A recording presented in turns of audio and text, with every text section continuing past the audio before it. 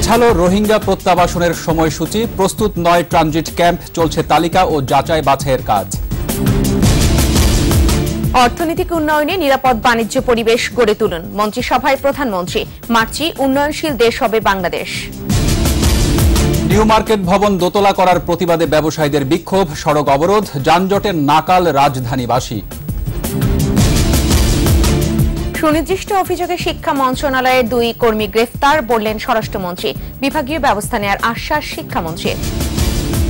মসলিনের গবেষণায় বড় বিনিয়োগে ভারত, সত্য পেতে বাংলাদেশকে দ্রুত পদক্ষেপ নেওয়ার পরামর্শ।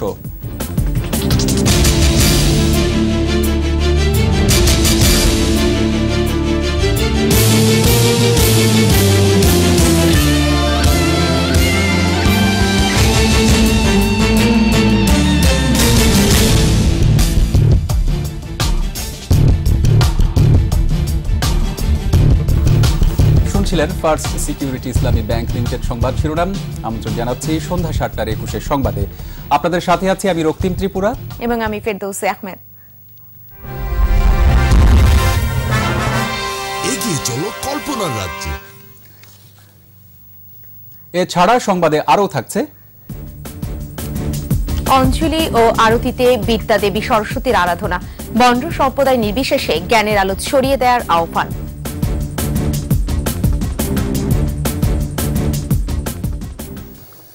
প্রয়োজনীয় প্রস্তুতি সম্পন্ন না হওয়ায় কাল থেকে রোহিঙ্গা প্রত্যাবাসন কার্যক্রম শুরু করা যাচ্ছে না। যাদের ফেরত পাঠানো হবে তাদের তালিকা ও ট্রানজিট ক্যাম্প স্থাপনের কাজও বাকি রয়েছে এখনো। ফলে রোহিঙ্গা প্রত্যাবাসনের প্রক্রিয়া আরও দীর্ঘ হওয়ার আশঙ্কা করছেন সংশ্লিষ্টরা। মহিতুন রিয়ার রিপোর্ট।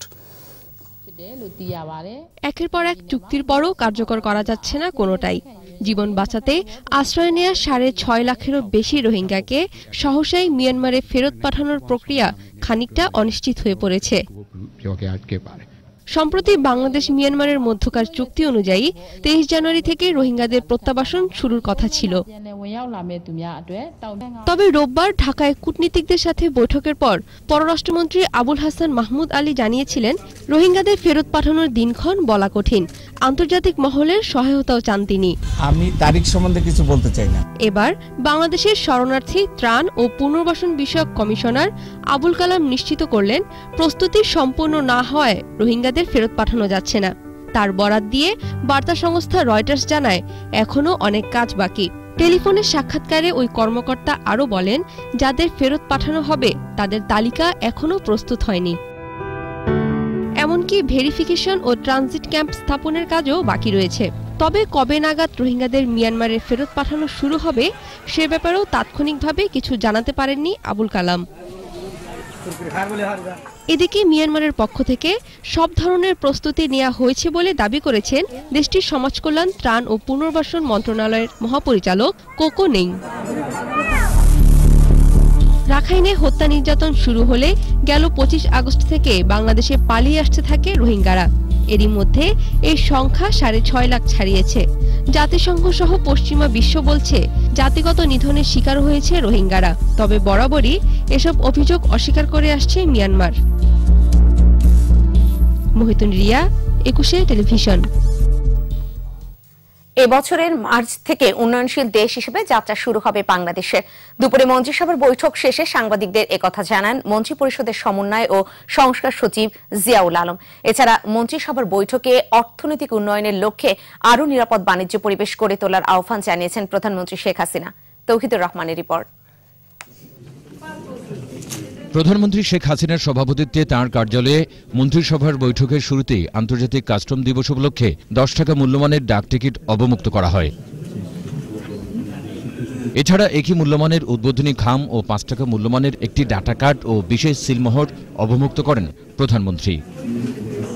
মন্ত্রিসভার বৈঠকে বাংলাদেশের এলডিসি স্ট্যাটাস সহ অর্থনৈতিক বিষয় নিয়ে আলোচনা হয়।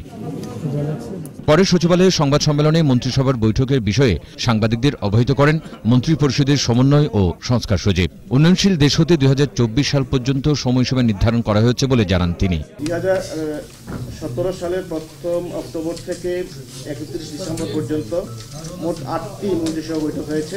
বৈঠকে সাম্প্রতিক বিষয় ছাড়াও 2017 সালের চতুর্থ ত্রৈমাসিক প্রতিবেদন উপস্থাপন করা হয় বলে জানান সচিব। 3টি নির্ণয়কে কেন্দ্র করেই কিন্তু এলডি স্ট্যাটাসটা নিরূপণ করা হয়। একটি হচ্ছে গ্রস ন্যাশনাল ইনকাম পার ক্যাপিটা, সর্বশেষ ইন্ডিকেটরটি হচ্ছে নির্ণায়ক হচ্ছে ইকোনমিক ভালনারেবিলিটি ইন্ডেক্স। তিনটি নির্ণায়কে কিন্তু আমাদের অবস্থান খুবই ভালো। মার্চ 2018 হচ্ছে ট্রাইএনুয়াল রিভিউ সবাই বাংলাদেশের এলডিসি উত্তরের প্রথম পর্যায়ের সুপারিশ হবে।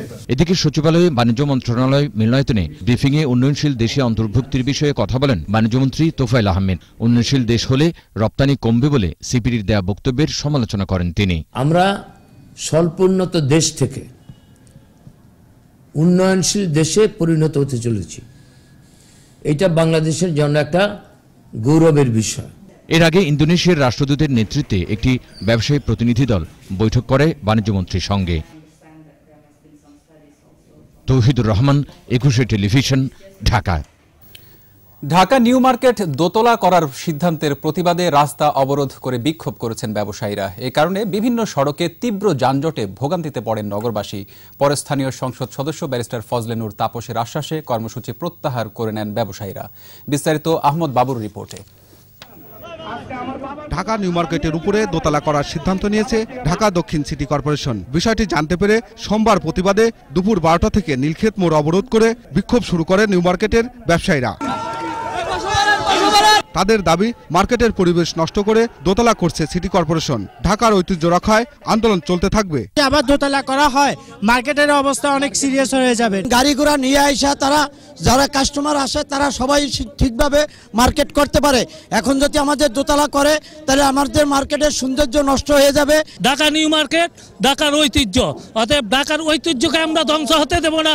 ব্যবসায়ী নেতারা বলছেন, হাইকোর্টের সিদ্ধান্ত অমান্য করে দক্ষিণ সিটি কর্পোরেশন দোতলা করছে।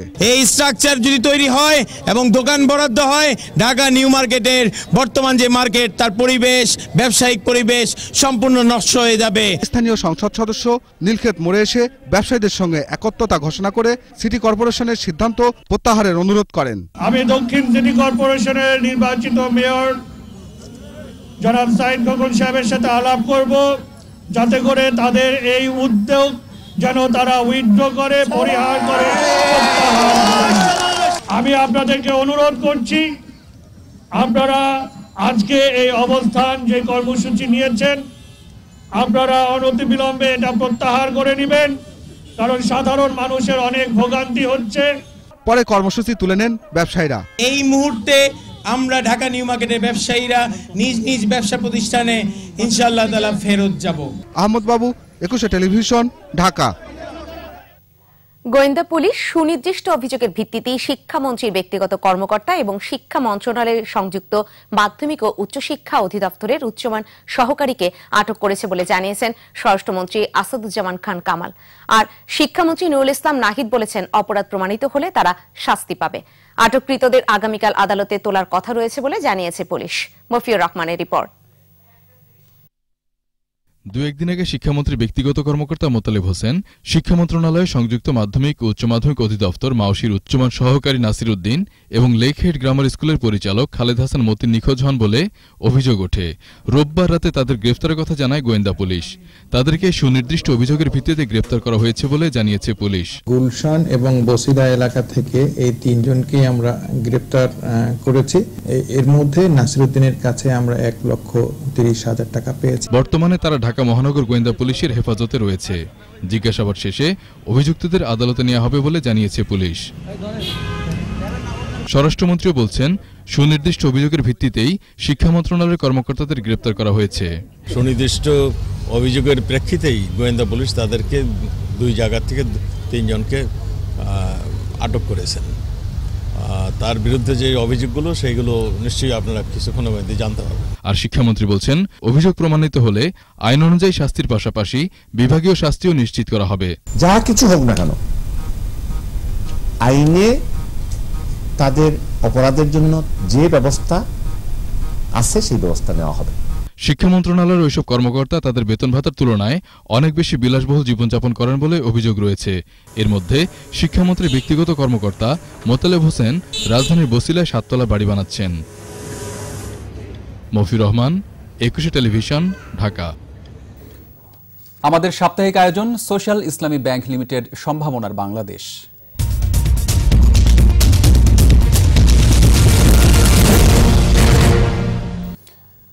বাংলার ইতিহাস ঐতিহ্যের অন্যতম অনুষঙ্গ ঢাকাই মসলিন। এটি বাংলাদেশের নিজস্ব ব্র্যান্ড হলেও অখণ্ড ভারতের অজুহাতে ভারত মসলিনের গবেষণায় বড় বিনিয়োগ করে চলেছে।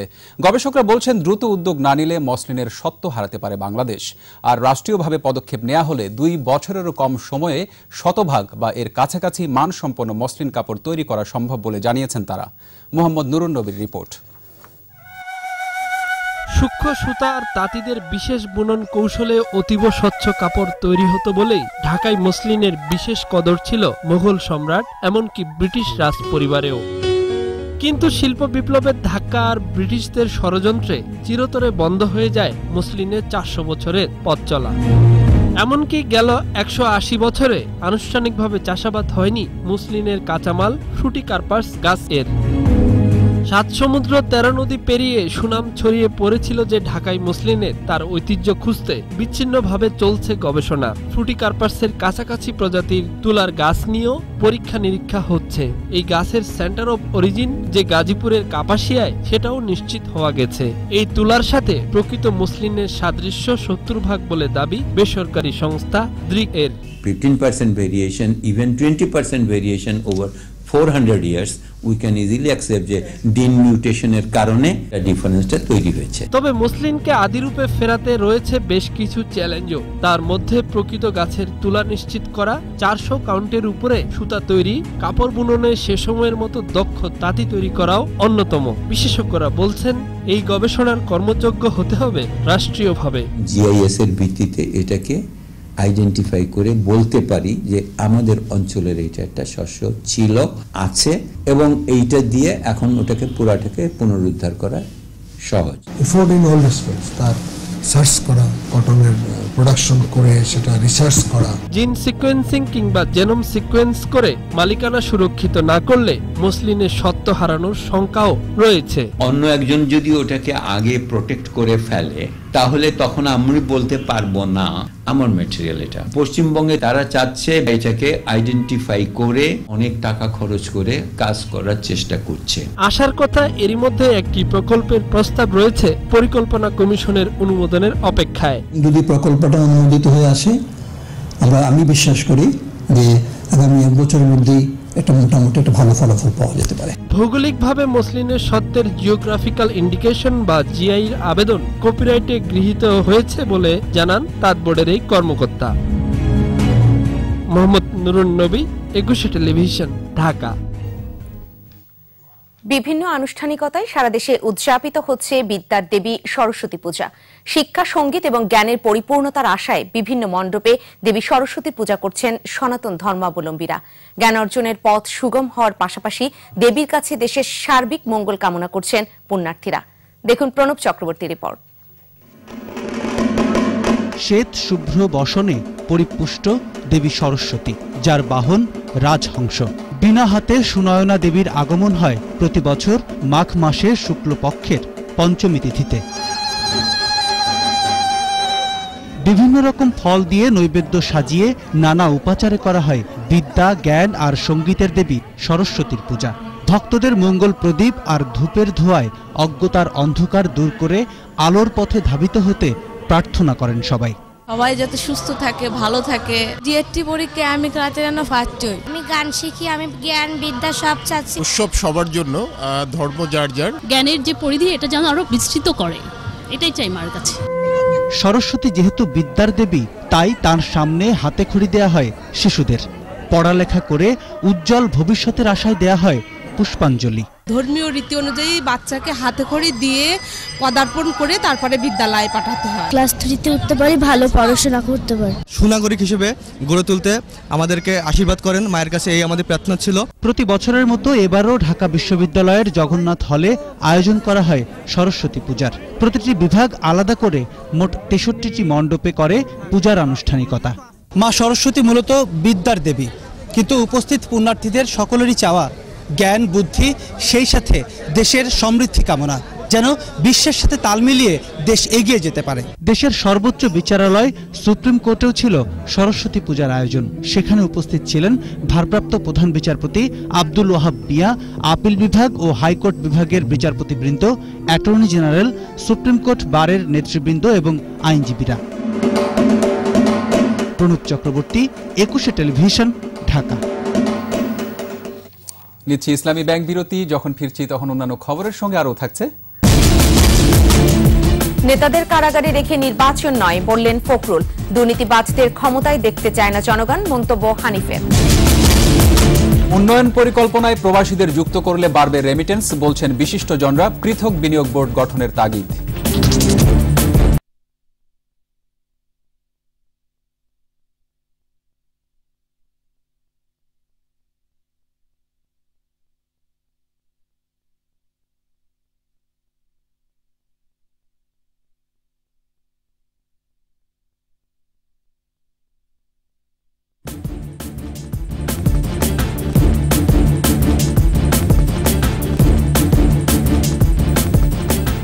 স্বাগত। আবারও দেখছিলেন সন্ধ্যা 7টার 21 সংবাদ। বিএনপি নেতাদের কারাগারে রেখে দেশে কোনো নির্বাচন হবে না বলে হুঁশিয়ারি দিয়েছেন দলটির মহাসচিব মির্জা ফখরুল ইসলাম আলমগীর। দুপুরে নয়াপল্টনে বিএনপির প্রতিষ্ঠাতা জিয়াউর রহমানের জন্মবার্ষিকী উপলক্ষে দুস্থদের মাঝে ত্রাণ বিতরণ অনুষ্ঠানে তিনি বলেন, নির্বাচনের জন্য লেভেল প্লেইং ফিল্ড তৈরি করতে না পারলে সেই নির্বাচন গ্রহণযোগ্য হবে না। এ সময় তিনি অভিযোগ করেন, বিএনপি চেয়ারপারসন খালেদা জিয়া আদালতে হাজিরা দিতে গেলে সঙ্গে থাকা নেতা কর্মীদেরকে গ্রেফতার ও হয়রানি করা হয়।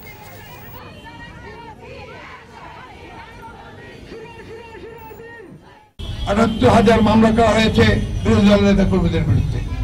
প্রায় ৭.৫ লক্ষ আসামি করা হয়েছে। দেশনেত্রী বেগম খালেদা জিয়াকে মিথ্যা মামলা দিয়ে আজকে হয়রানি করা হচ্ছে।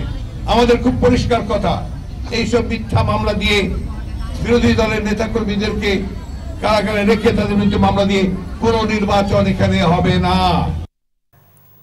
জনগণ খালেদা জিয়ার মতো দুর্নীতিবাজ সরকার দেখতে চায় না বলে মন্তব্য করেছেন আওয়ামী লীগের যুগ্ম সাধারণ সম্পাদক মাহবুবুল আলম হানিফ। দুপুরে কুষ্টিয়া কালেক্টরেট চত্বরে 7 দিনের পণ্যমেলার উদ্বোধনে হানিফ বলেন, আগামী জাতীয় সংসদ নির্বাচনে জনগণই প্রমাণ করবে তারা কোনো অসৎ ব্যক্তিকে ক্ষমতায় দেখতে চায় না। ক্ষমতার অপব্যবহার করে খালেদা জিয়া নিজেকে ব্যর্থ প্রধানমন্ত্রী হিসেবে প্রমাণ করেছেন বলেও মন্তব্য করেন হানিফ। এ সময় ভবিষ্যতে উন্নয়নের ধারাবাহিকতা রক্ষায় আওয়ামী লীগকে নির্বাচিত করার আহ্বান জানান তিনি।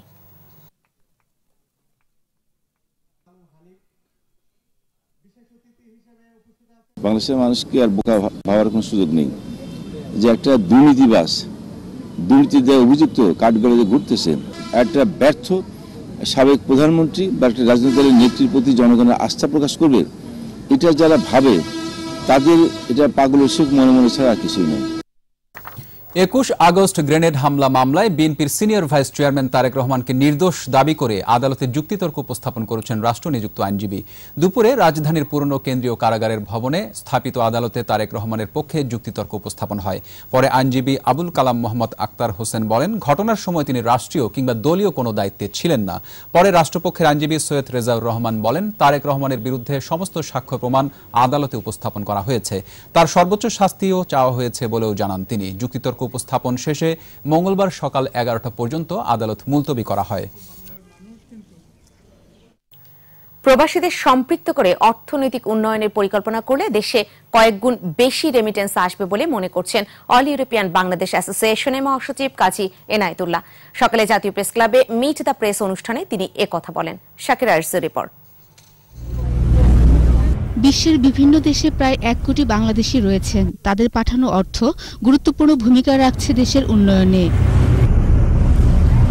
জাতীয় প্রেস ক্লাবে আয়োজিত অনুষ্ঠানে প্রবাসীরা বললেন, দেশের উন্নয়নে আরও অবদান রাখতে চান তারা। সেজন্য সুষ্ঠু পরিবেশ প্রয়োজন বলে মনে করেন অল ইউরোপিয়ান বাংলাদেশ অ্যাসোসিয়েশনের মহাসচিব। প্রবাসীদের দ্বারা প্রবাসীদের জন্য সর্বোপরি বাংলাদেশের মানুষের জীবন উন্নয়নে প্রবাসীরা অবদান রাখতে চায়, সেই সুযোগটা আমরা সরকারের কাছ থেকে পেতে চাই। বিশ্বের বিভিন্ন দেশের অর্থনীতিতে বাংলাদেশিদের অবদানের কথা উল্লেখ করে বিএফইউজের সভাপতি মঞ্জুরুল হাসান বুলবুল বলেন, প্রবাসীদের ভোটার তালিকায় অন্তর্ভুক্ত জাতীয় পরিচয়পত্র প্রদান করা উচিত। আমাদের বাংলাদেশিরা বিদেশে গিয়ে পার্লামেন্টে নির্বাচিত হচ্ছেন, এখন তারা বিদেশে থাকবেন, তারা বাংলাদেশের পার্লামেন্টে বাংলাদেশের সংসদে নির্বাচিত হতে পারবেন কি পারবেন না, এই বিষয়গুলি নিয়ে আলোচনার মধ্যে আছে। কাজে এই জায়গাটাতে আমরা মনে করি যে নীতি নির্ধারকদের আমাদেরকে প্রভাবিত করবার দরকার। দেশের অর্থনীতিতে প্রবাসীদের যে অবদান তা সঠিকভাবে স্বীকৃত নয় বলে মন্তব্য করেন ভোরের কাগজের সম্পাদক শ্যামল দত্ত। একটা প্রবাসী লাশ পড়ে থাকে মাসের পর মাস, বাংলাদেশে আসে না। তাদের অনেকের আকাঙ্ক্ষা থাকে যে আমাদের অন্তত মাটিটা যাতে বাংলাদেশের মাটিতে না, এবং সেটার জন্য আমাদের হাজার হাজার কোটি টাকা আছে ওয়ার্ল্ড ফান্ডে। প্রবাসী বিনিয়োগ বোর্ড গঠন করতে সরকারের প্রতি আহ্বান জানান তারা। শাকেরা আরজু, 21 টেলিভিশন, ঢাকা। জাতির জনক বঙ্গবন্ধু শেখ মুজিবুর রহমানের প্রতিকৃতিতে ফুল দিয়ে শ্রদ্ধা জানিয়েছেন ঢাকা বিশ্ববিদ্যালয়ের রেজিস্ট্রার গ্রাজুয়েট এর নবনির্বাচিত গণতান্ত্রিক ঐক্য পরিষদের সিনেট সদস্যরা। বঙ্গবন্ধু, মুক্তিযুদ্ধ ও অসাম্প্রদায়িক বাংলাদেশের চেতনায় এই সিনেট সদস্যদের নিয়ে আধুনিক বিশ্ববিদ্যালয়ের যাত্রা শুরু হবে বলে জানিয়েছেন শিক্ষক নেতারা। সিনেটে রেজিস্ট্রার গ্রাজুয়েট প্রতিনিধি নির্বাচনে আওয়ামী লীগপন্থী গণতান্ত্রিক ঐক্য পরিষদ 25টি পদের মধ্যে 24টিতে জয়ী হয়েছে।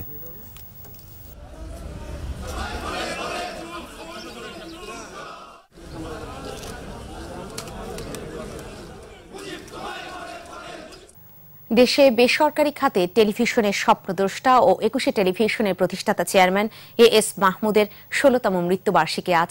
মুক্তমনা এই মানুষটির জন্ম 1933 সালের 10 জুলাই সিলেটের অভিজাত এক পরিবারে।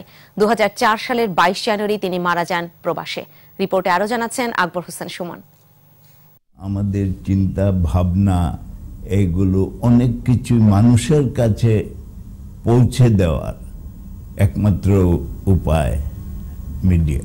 আবু সাইদ মাহমুদ, যিনি পরিচিত ছিলেন এএস মাহমুদ হিসেবে, তার মতো করে অন্তর থেকে বাংলাদেশকে লালন করার শক্তি আর কজনের ছিল তা হয়তো হাতে গুনে হিসেব করতে হবে। তাই তো পরিবর্তনে অঙ্গীকারবদ্ধ এমন স্লোগানে প্রতিষ্ঠা করলেন 21 টেলিভিশন। তথ্য প্রবাহের যে বিপ্লব হতে যাচ্ছে। 2000 সালে উপমহাদেশের প্রথম বেসরকারি মালিকানায় টেলিস্টেরিয়াল টেলিভিশন চ্যানেল 21 টেলিভিশনের গোড়াপত্তন তার হাত ধরেই। এক ঝাঁক তরুণ সংবাদকর্মী ও অনুষ্ঠান নির্মাতাদের নিয়ে 21 টেলিভিশন প্রতিষ্ঠার মধ্য দিয়ে দেশবাসী প্রবেশ করে সংবাদ আর বিনোদনের এক নতুন দিগন্তে।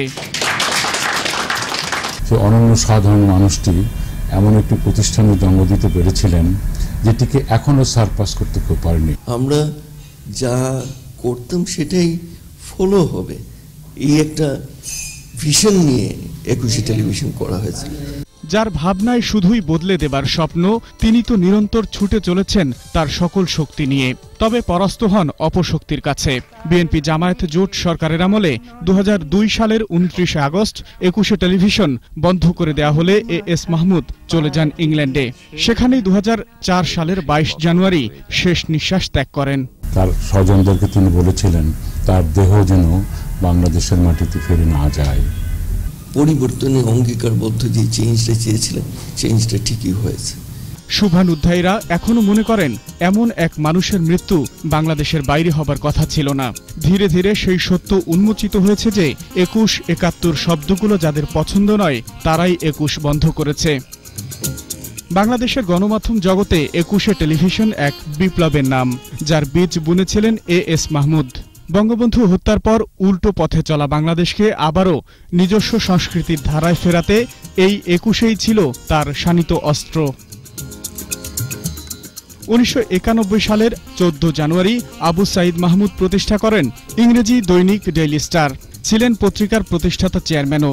এছাড়া বাংলাদেশের প্রথম বেসরকারি রেডিও মেট্রো ওয়েভের প্রতিষ্ঠা তার হাত ধরেই। আজীবন স্বপ্নবান এই মানুষটিকে 21 পরিবারের পক্ষ থেকে বিনম্র শ্রদ্ধা। আকবর হোসেন সুমন, 21 টেলিভিশন, ঢাকা। আবারও ইসলামী ব্যাংক বিরতি, ফিরে এসে অন্যান্য খবরের সঙ্গে আরো যা থাকছে। আকাশপথে যাত্রায় বিড়ম্বনা, প্রায়শই দেরি হচ্ছে ফ্লাইট, সময় মতো মিলছে না তথ্য। সিরিয়ার আফরিনে কুর্দি বিরোধী অভিযান, পাল্টা রকেট হামলায় সুবিধা করতে পারছে না তুর্কি সেনারা।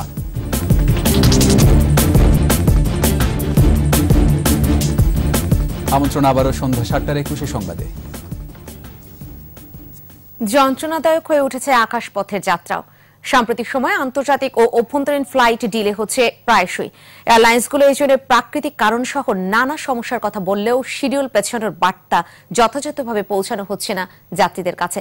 এতে বিমানবন্দরে পৌঁছে ফ্লাইট বিলম্বের কারণে ভোগান্তিতে পড়ছেন যাত্রীরা, পাচ্ছেন না তাৎক্ষণিক সেবাও।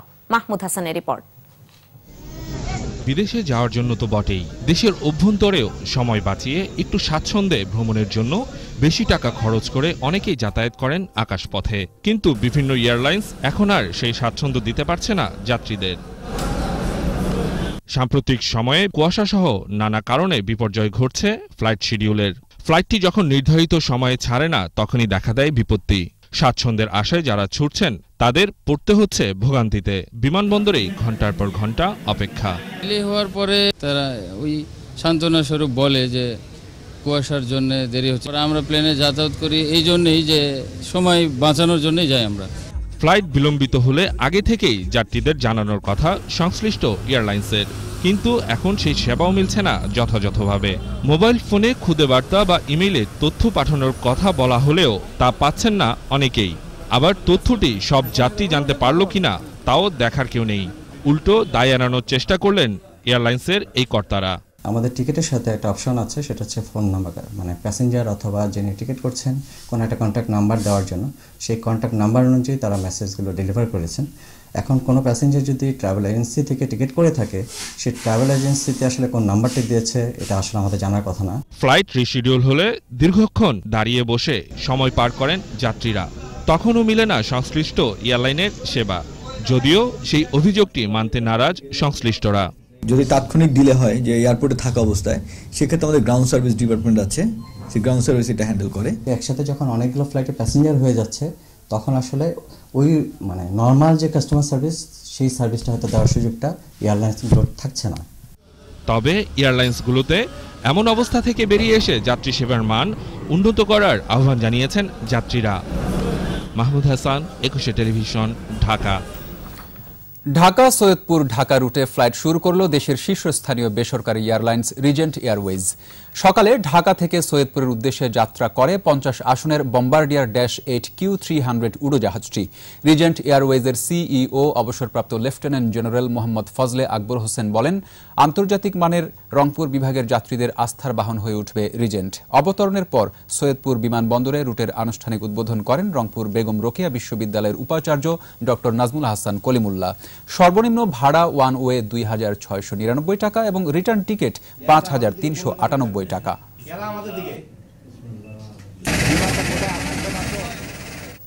বাণিজ্য সংবাদ।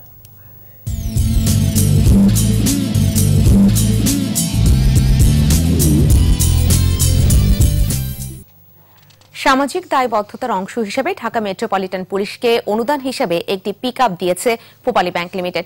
পূবালী ব্যাংক লিমিটেডের ব্যবস্থাপনা পরিচালক মোহাম্মদ আব্দুল হালিম চৌধুরী ডিএমপি কমিশনার মোহাম্মদ আসাদুজ্জামান মিয়ার কাছে আনুষ্ঠানিকভাবে পিকআপের চাবি হস্তান্তর করেন। ডিএমপি কমিশনার এই অনুদানের জন্য পূবালী ব্যাংককে ধন্যবাদ জানান। তিনি পুলিশের কাজে সহযোগিতায় অন্যদেরও এগিয়ে আসার আহ্বান জানান।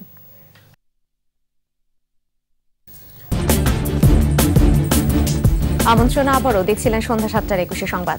এ পর্যায়ে খেলার খবর জানাচ্ছেন ইশরাত জাহান।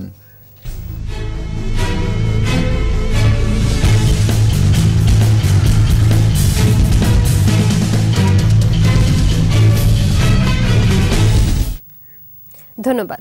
শুরুতেই ত্রিদেশীয় ক্রিকেট সিরিজ প্রসঙ্গ।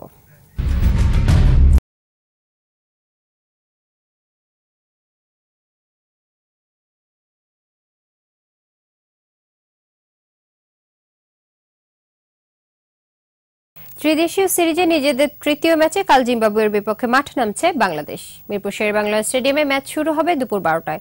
বড় জয়ে এরই মধ্যে 2 ম্যাচ হাতে রেখে ফাইনালে উঠেছে স্বাগতিকরা। তবে সাফল্যের ধারাবাহিকতা ধরে রাখতে বাকি 2 ম্যাচেও জয়ের বিকল্প ভাবছে না টাইগাররা। অপরদিকে এই ম্যাচে জয় দিয়ে ফাইনাল নিশ্চিত করতে চায় জিম্বাবুয়ে। বিস্তারিত আবু হুরায়রা তামিমের রিপোর্টে। সাম্প্রতিক ফর্ম ও র্যাঙ্কিংয়ে এগিয়ে থেকেই ত্রিদেশীয় সিরিজ শুরু করে বাংলাদেশ।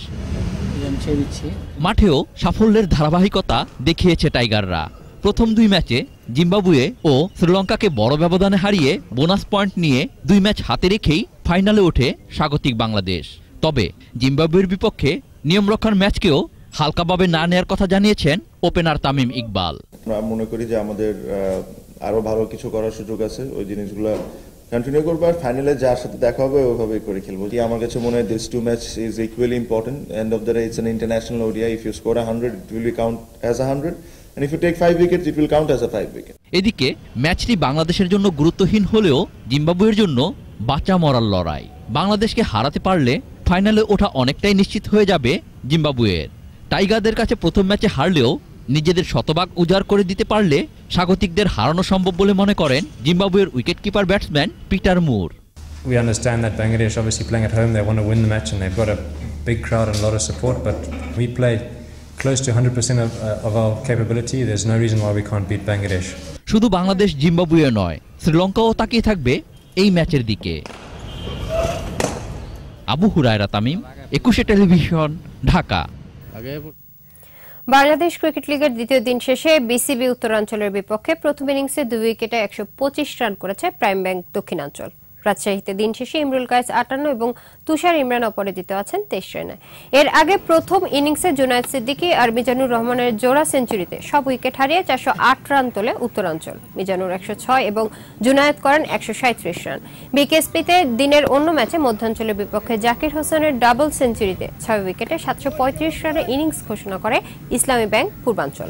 প্রথম শ্রেণীর ক্রিকেটে প্রথম ডাবল সেঞ্চুরি করা জাকির আউট হন 211 রানে। জবাবে দিন শেষে ওয়ালটন মধ্যাঞ্চলের সংগ্রহ 1 উইকেটে 40 রান। এই ছিল আমার কাছে খেলার খবর। ফিরছি মূল খবর। ধন্যবাদ ইশরাত। আর এই সাথেই শেষ করব সন্ধ্যা 7টার 21 সংবাদ। তবে যাবার আগে ফার্স্ট সিকিউরিটি ইসলামী ব্যাংক লিমিটেড সংবাদ শিরোনামগুলো জানিয়ে দিব আরো একবার। পেছালো রোহিঙ্গা প্রত্যাবাসনের সময়সূচি, প্রস্তুত নয় ট্রানজিট ক্যাম্প, চলছে তালিকা ও যাচাই বাছাইয়ের কাজ। অর্থনৈতিক উন্নয়নে নিরাপদ বাণিজ্য পরিবেশ গড়ে তুলুন, মন্ত্রিসভায় প্রধানমন্ত্রী। মাতৃ উন্নয়নশীল দেশ হবে বাংলাদেশ। নিউ মার্কেট ভবন দোতলা করার প্রতিবাদে ব্যবসায়ীদের বিক্ষোভ, সড়ক অবরোধ, যানজটের নাকাল রাজধানীবাসী। সুনির্দিষ্ট অভিযোগে শিক্ষা মন্ত্রণালয়ের 2 কর্মী গ্রেফতার, বললেন স্বরাষ্ট্রমন্ত্রী। বিভাগীয় ব্যবস্থা নেওয়ার আশ্বাস শিক্ষামন্ত্রী। মসলিনের গবেষণায় বড় বিনিয়োগে ভারত, সত্য পেতে বাংলাদেশকে দ্রুত পদক্ষেপ নেওয়ার পরামর্শ। সর্বশেষ খবর জানতে ডায়াল করুন 2021 নম্বরে আর ভিজিট করুন 21-tv.com ওয়েবসাইটে। এছাড়া ফেসবুকে লগ ইন করতে পারেন facebook.com/2124 অনলাইনে। আমাদের পরবর্তী সংবাদ রয়েছে রাত 9টায়। দেখার আমন্ত্রণ রইল। এতক্ষণ সাথে থাকার জন্য সবাইকে ধন্যবাদ।